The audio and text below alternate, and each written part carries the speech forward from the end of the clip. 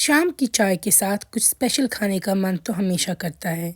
आज मैं आपके लिए लाई हूँ ये गर गुज। अगर आप कश्मीर से बिलोंग करते हैं या कभी भी कश्मीर आए हैं तो आपने ज़रूर ये स्ट्रीट फूड खाया होगा। ये काफ़ी ज़्यादा टेस्टी बनती है। तलित गर गुज होती हैं ये।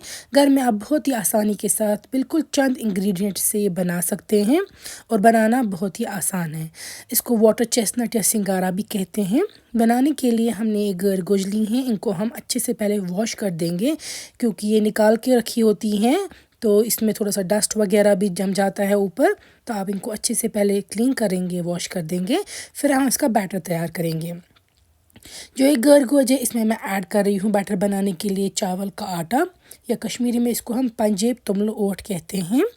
तो दिस इज़ नॉट कश्मीरी चावल, ये पंजेब तुमलो ओट है। इसमें हम डालेंगे नमक, ज़ीरा, लाल मिर्च डालेंगे 1 चम्मच या डिपेंडिंग अपॉन कितनी क्वांटिटी आपने गर गुज के लिए है।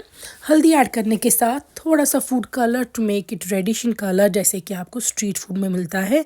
आप चाहें तो घर में फूड कलर अवॉइड कर सकते हैं because it is obviously not good for health, मगर अगर आपको बिल्कुल बाजार जैसे इसको शक्ल लानी है तो आपको डालना पड़ेगा थोड़ा सा फूड कलर।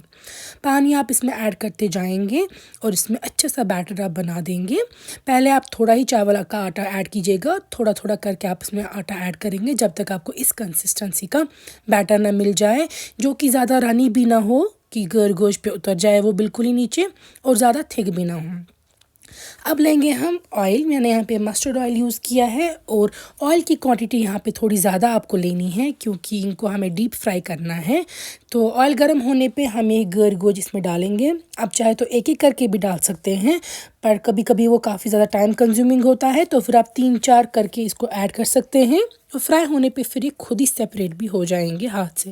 तो यहाँ पे देखिए अच्छे से फ्राई होने पे आप ये गर गोश निकाल देंगे। सब गर गोश आप इसी तरीके से फ्राई कर देंगे, या तो आप बैचेस में कर सकते हैं या एक साथ ही सारे कर सकते हैं। आप फ्राई करने के टाइम पे हीट मीडियम या हाई रखेंगे, लो फ्लेम पे फ्राई करने की ज़रूरत नहीं है। फ्राई होने पे हम इनको निकालेंगे, हम इनको टिश्यू के ऊपर रखेंगे ताकि एक्स्ट्रा ऑयल जो है वो इसमें एब्जॉर्ब हो जाए, और इसके बाद हम इसको गार्निश करेंगे। तो यहाँ पे देखिए मैंने ये तैयार कर दिए हैं, और यहाँ पे मैंने इसमें साथ में बना दिया है खाने के लिए नमक और लाल मिर्च का ये मिक्सचर। इसको ऊपर स्प्रिंकल किया जाता है और उससे फिर इसका टेस्ट जो है वो दुगना हो जाता है।